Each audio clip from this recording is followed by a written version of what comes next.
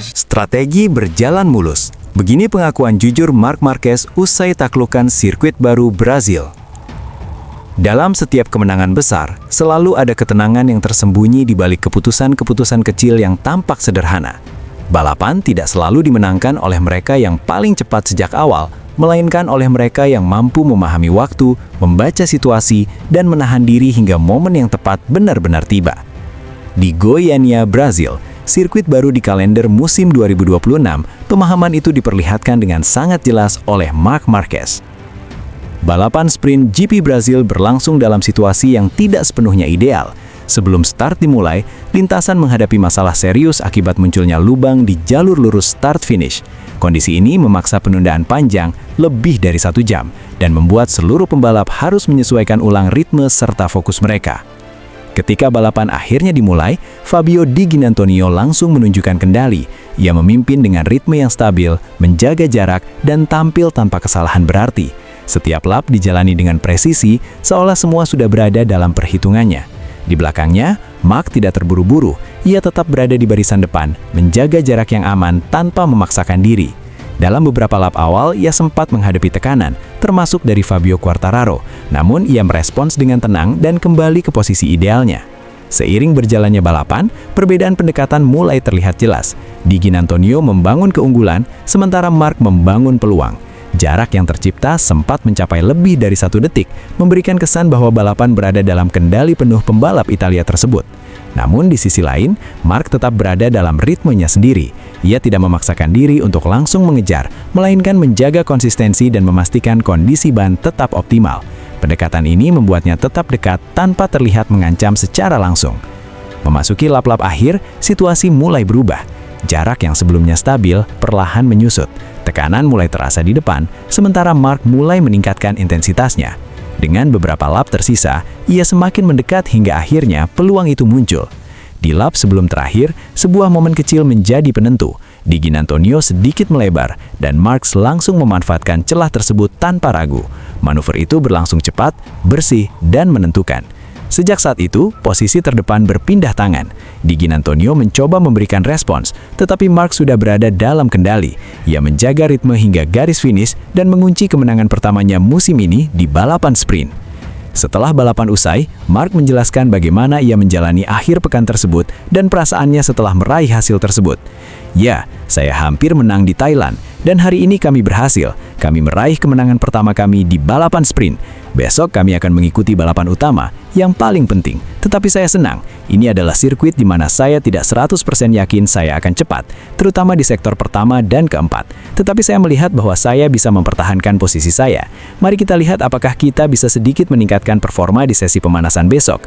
Saya pikir pembalap yang harus dikalahkan adalah Fabio Di Giannantonio, karena ia berlatih dengan sangat baik di sini," ujar Marc.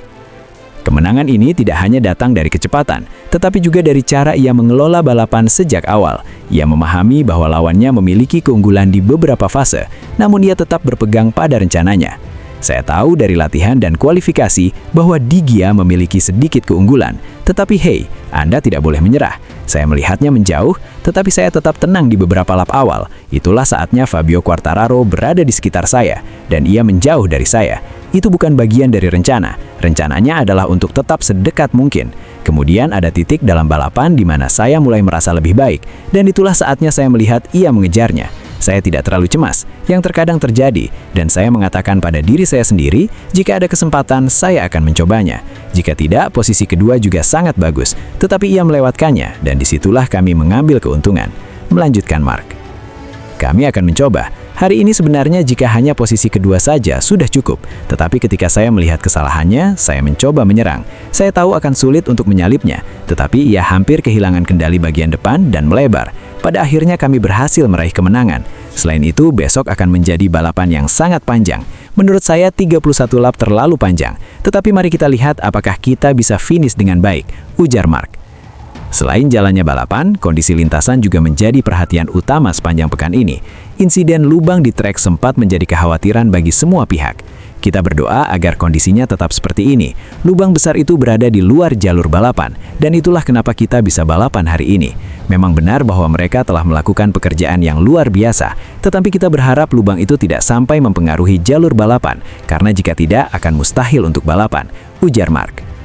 Faktor fisik juga memainkan peran penting dalam performanya. Ia mengakui bahwa kondisi tubuh yang lebih baik memberikan pengaruh besar terhadap hasil. Sebagian besar kemenangan ini disebabkan oleh fakta bahwa kemarin kami balapan dalam kondisi basah dengan beberapa sesi latihan yang aneh. Dan hari ini saya bangun dengan perasaan segar bugar. Itulah poin nomor 1. Tanpa rasa sakit atau nyeri, saya mampu balapan dengan cukup baik. Memang benar bahwa dalam 2 minggu ini saya percaya kita telah melangkah sedikit ke depan, ujar Mark. Meskipun meraih kemenangan, Mark tetap menyadari bahwa masih ada hal yang perlu diperbaiki, terutama dalam hal kenyamanan di atas motor. Saya ingin menonton balapan dari luar sekarang, setelah saya melakukan lebih banyak putaran, tetapi posisi tubuh saya di atas motor masih terasa sangat kaku. Saya merasa sedikit aneh di tikungan kiri yang biasanya saya kuasai. Saya melewatinya dengan cepat, tetapi saya tidak rileks, dan disitulah kita perlu meningkatkan kemampuan. Jelas bahwa kami memiliki 2 gaya berkendara yang sangat berbeda.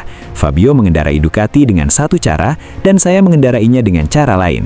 Pada akhirnya, ia efektif di sektor 1 dan 4, dan saya efektif di sektor 2 dan 3, kata Mark.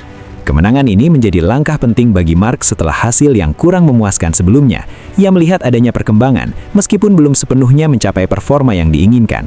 Sejujurnya, ini adalah kemenangan yang sangat penting, terutama karena seperti yang Anda ketahui, saya mengalami kesulitan di Thailand. Saya telah melangkah ke depan di sini, tetapi saya masih belum balapan seperti yang saya inginkan. Bagaimanapun, kami akan terus berusaha. Itulah kunci hidup. Besok kami akan mencoba untuk bertarung kembali dengan Di Gia. Ia sangat cepat. Hasil ini menjadi bukti bahwa kemenangan tidak selalu ditentukan oleh siapa yang memimpin sejak awal. Dalam balapan seperti ini, kesabaran, ketepatan, dan kemampuan membaca situasi menjadi faktor yang sama pentingnya. Dan di Goiânia, semua itu berjalan sesuai rencana.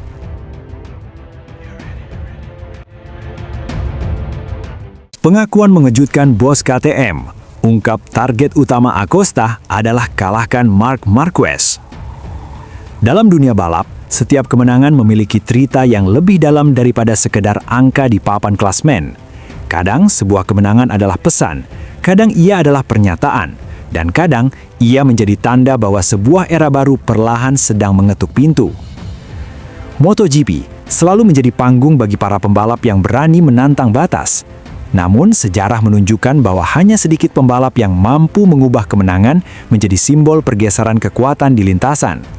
Itulah yang kini mulai dibicarakan setelah seri pembuka musim 2026 di Buriram, Thailand. Akhir pekan di Buriram menghadirkan pertarungan yang memikat perhatian seluruh pedok. Di lintasan yang terkenal menuntut keberanian saat pengereman dan stabilitas saat akselerasi keluar tikungan, satu nama muncul sebagai pusat perhatian, yaitu Pedro Acosta. Pembalap muda asal Spanyol itu tampil dengan ketenangan yang luar biasa. Sejak awal akhir pekan, ritmenya terlihat stabil. Ia tidak selalu menjadi yang tercepat di setiap sesi, tetapi ia menunjukkan konsistensi yang membuat para rivalnya harus terus memperhatikannya. Puncaknya terjadi dalam sprint race yang berlangsung penuh tensi. Acosta terlibat duel sengit dengan salah satu pembalap paling berpengalaman dan paling sukses di era modern, yaitu sang juara dunia 9 kali, Marc Marquez. Pertarungan itu berlangsung keras, tetapi tetap berada dalam batas-batas balapan yang intens. Marquez sempat merebut posisi terdepan dalam manuver agresif yang menjadi ciri khasnya. Namun keputusan steward yang menjatuhkan penalti membuat situasi berubah. Pada akhirnya, Acosta melintasi garis finish sebagai pemenang. Bahkan di race utama, Acosta juga menunjukkan performa yang solid dengan finish di posisi kedua dan mengukuhkan dirinya keluar dari Buriram dengan memimpin klasemen, serta menjadi torehan pertama bagi KTM memimpin klasemen kejuaraan. Bagi banyak pengamat, kemenangan tersebut bukan hanya tentang hasil balapan. Itu adalah momen simbolis ketika seorang pembalap muda mampu berdiri sejajar dengan legenda yang telah mendominasi olahraga ini selama bertahun-tahun. Namun, di balik kemenangan itu, ternyata ada cerita yang jauh lebih menarik tentang bagaimana KTM memandang masa depan pembalap mereka. Tim asal Austria tersebut telah lama dikenal sebagai pabrikan yang membangun proyek jangka panjang. Mereka tidak hanya mencari kemenangan sesaat, tetapi juga ingin menciptakan fondasi yang mampu membawa mereka bertarung di puncak selama bertahun-tahun. Dalam konteks itulah, kemenangan Acosta di Buriram menjadi sangat berarti. Bukan hanya bagi pembalapnya, tetapi juga bagi seluruh filosofi proyek KTM di MotoGP. Bos KTM, Pete Beirer, tidak menutup-nutupi kebanggaannya terhadap apa yang dilakukan oleh Acosta. Menurutnya, kemenangan tersebut bukanlah kebetulan. Itu adalah bagian dari tujuan yang sudah lama menjadi fokus dalam perjalanan Acosta bersama KTM. Sasaran utama Pedro adalah tentu saja untuk mengalahkan Marc. Itu prioritasnya, dan dia berhasil melakukan itu di Thailand atas kemampuannya sendiri dengan motor kami. Itu sebabnya kami belum menyerah pada gagasan Pedro tinggal bersama KTM pada tahun 2027. Karena seperti yang semua orang tahu, menyerah bukanlah style kuat kami. Motor tetap sama, semua untuk 2026. Itu yang penting. Seluruh tim fokus pada itu dan tidak ada yang lain, ungkapnya. Pernyataan tersebut menjadi salah satu pengakuan paling jujur yang datang dari dalam tim KTM mengenai bagaimana mereka melihat rivalitas di lintasan. Marc Marquez selama bertahun-tahun telah menjadi standar tertinggi dalam dunia balap motor. Banyak pembalap muda datang dengan ambisi besar, tetapi tidak semuanya mampu benar-benar menantang dominasi pembalap Spanyol itu secara langsung di lintasan. Acosta bagaimanapun menunjukkan sesuatu yang berbeda. Ia tidak hanya cepat, tetapi juga memiliki keberanian untuk menghadapi pembalap yang selama ini dianggap sebagai tolok ukur. Di Buriram, keberanian itu terlihat jelas. Ia tidak gentar ketika Marc menekan dari belakang. Ia juga tidak ragu untuk mempertahankan ritmenya ketika tekanan balapan semakin meningkat. Bagi KTM, momen seperti itu sangat berharga, karena bagi sebuah tim pabrikan, menemukan pembalap yang mampu bertarung secara mental dengan legenda adalah langkah penting menuju masa depan.